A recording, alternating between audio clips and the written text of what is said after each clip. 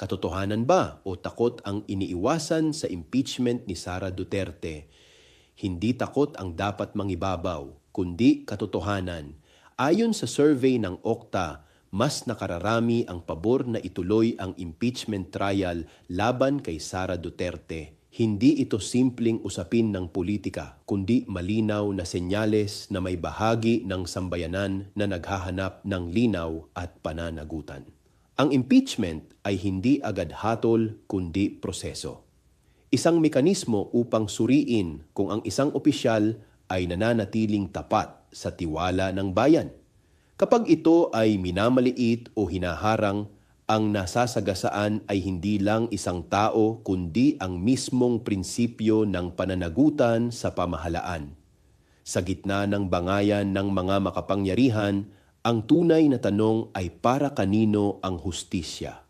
Kung ang mamamayan ay humihingi ng paglilitis, dapat itong harapin, hindi iwasan.